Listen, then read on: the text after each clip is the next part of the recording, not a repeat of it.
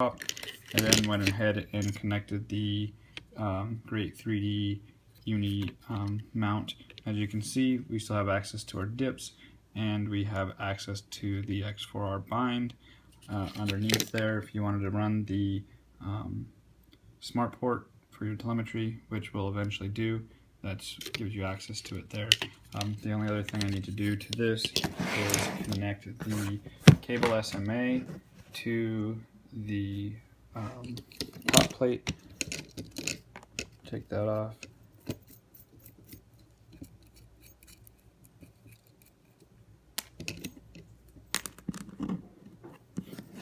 Get this piece out, put that on.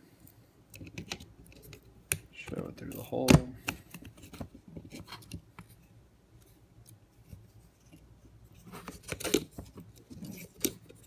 Alright, so they made that hole a little tight on this version. I'm not sure.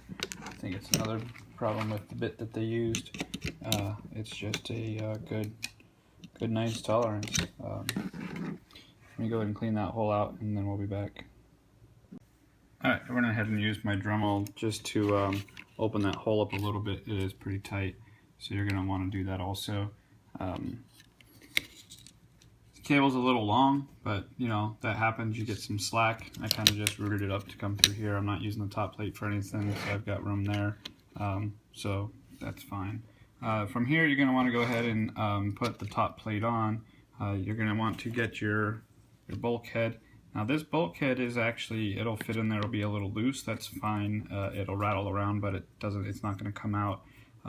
Also, the front one may also do it, and that's just because of the different, I have different manufacturers for the carbon fiber and the PDBs, so the toolin's a little bit different, so we had to give them a little bit more of a tolerance. In doing so, it will allow this to move just so slightly, and you might get some vibrations in your video. If that happens, just put a dab of like hot glue on two sides of it, and that'll just secure it. It's something that happens quite frequently, depending on the tooling and stuff like that. It just happens. So we're gonna go ahead and put the U in here, and so that faces the right way. Move that out of the way. That'll go on there like that. We're gonna go ahead and plug in the servo into the X4R and start screwing down the top plate. Now the smart bus for this, I have now covered it, so I need to kind of see. I know it's that goes below there, and I'm going to guess it goes like this, and then that should be that. Move this kind of back forward. Stick our bulkhead in there.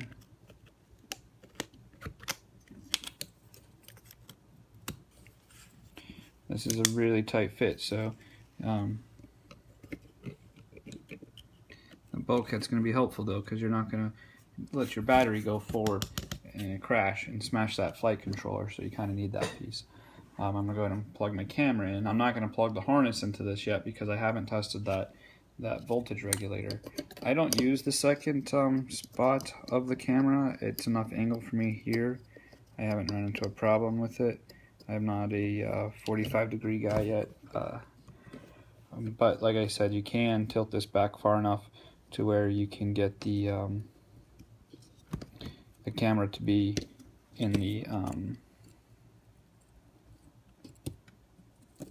you have to fight with it a little bit because of the uni spacer is there also, which is gonna give you some area that you're gonna have to massage it around, but it'll work. You just have to mess with it. But since I'm not gonna do it, I'm not gonna show an example of it, because then I'll just ruin my own build. So I'll eventually fly this one as my own. Get the front camera plate on, and all right, so that's there. All right, so now it's just resting. Okay, so what you can do now, we've got our bulkhead in, we've got our camera on, and I've got a little bit of an angle there. It's not like some people fly, but it's how I fly. So we're gonna have to move that or wiggle that around. It doesn't seem like it's sitting flush. Oh, there we go, that's why. The camera needs to go into its hole. Let me put the camera down. There we go. And then, so what we're gonna get is the M3 6mm. All right, now these are gonna be used in the back first. So start in the back. I'm not gonna use Loctite because these are gonna come on and off. So start in the back. There's a reason for this. I'll tell you in a second. Get the two back ones on.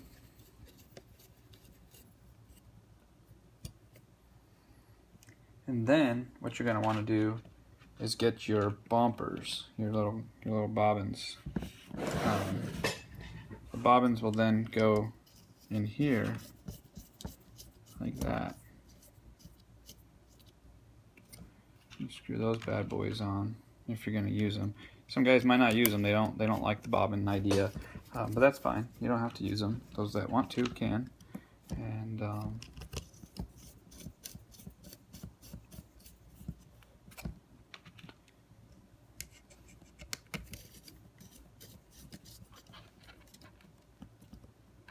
this camera will have a little bit of wiggle, so we're probably gonna have to throw some hot glue on this camera also to keep it from wiggling around, because you'll notice that in flight and it will be annoying. And then again, your plate. Now when you put the plate on, you want to make sure that this hole lines up with the hole that's on the main, and then you can rest that on there, and now you'll get the remainder of the M3 6mm bolts and hold those on.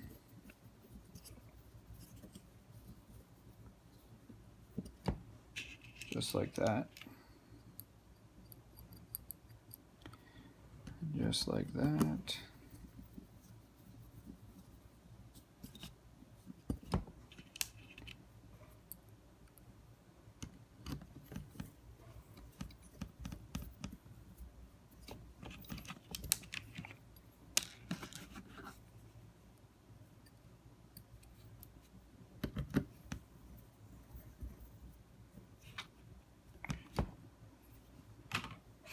Alright, so you can get those on.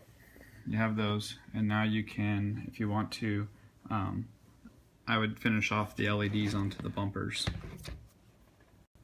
So on the back of the LEDs, there is a tape. Now, this tape is pretty sticky tape. However, sometimes when it gets hot, it doesn't like to stick. So for the sake of time, I'm just going to install them via the sticky. I do normally use a glue on those, whether it be CA or something else. But right now, I'll just put these on just for the sake of time. And then it just sticks on there. It's pretty simple. And then the same for the rear. I'll pull the tape off, the two-sided tape off of here, and go from there. Now some guys will zip tie these on, but we don't have the room to do that on the Inversion. We have to rely on an adhesive to hold these on. I'm gonna go move this out of the way so I can stick these on and go from there with it.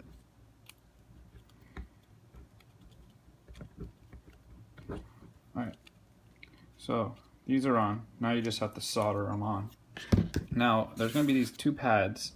There's going to be a ground and a positive. You just need to clip this, pull it over, solder it on. Do the same for the front. It can be on either side. This is on this side, so we'll pull this out, pull it over, we'll cut it, we'll solder it on, and then that'll be done. Alright, so I've got the LEDs on. Got it soldered on the front. Got them soldered on in the rear. Those are good to go. Next thing I'm going to do is I'm going to go ahead and put these straws on the X4R. Just kind of make it look neat. Finish it up. No tight fit. You can probably hit these with a piece of hot glue and hold them on. Probably won't hurt much.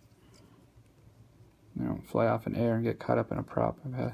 I've lost some of these antennas in prop strikes, so I'm going to stick like that, kind of get them in a good angle. So it does come with a Velcro strap. It'll go on the back once you get your batteries. I'm going to have this one set up with the gem fan bullnose props. Then I will use those, put those where they belong.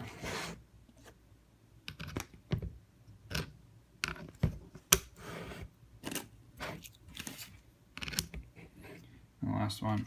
And then it's going to come with these lock nuts. Go ahead and put those on your motors. Put this camera down.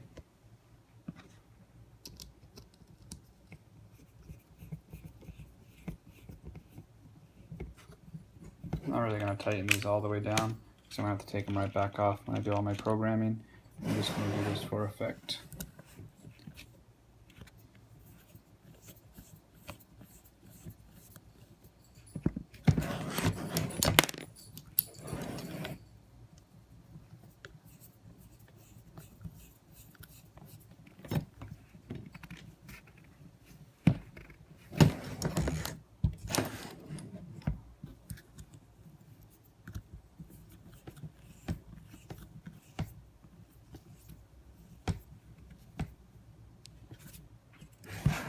Right, and then last but not least, we are going to want to put our antenna on, which of course we are going to use the UBAD Shuriken left-hand circular polarized, and then we'll put our Velcro strap on. So that's what we have so far. Put our Velcro strap in there, put it through this way, pull it down to where the loop is here, bring this up the bottom, back up the top, and then I can bring it through the loop, and then I can cinch it down. So once I get that done, you'll obviously need a battery pack. We obviously recommend our Little Beast battery packs. They are a 75C 1300 milliamp hour battery. Stick it so that your wires are out. Some people like to put Velcro down to help keep it from sliding. I've never had a problem with it, so I don't do it, but I know that it can be a problem, so your mileage may vary. Let's strap that down, plug it in, and then it's ready to go. So that's it. There is an Inversion-R v.2 in its entirety. I have a special mount I use for my GoPro up here, and but that's pretty much about the only instructions I can give you. Other than that, you're going to be on your own. You're going to have to program your board. Don't forget to set your yaw on that, because the board is going to be rotated, and then you're going to want to make sure that these are properly oriented, and you can do that through the BLHeli suite or by just unsoldering and swapping around. Once you do that, that's just as easy. I like to program my ESCs and set my timing for my motors and stuff, so if you don't want to do that, then you don't have to. You can just do it traditionally and just swap those two wires. But that's going to be the end of the build.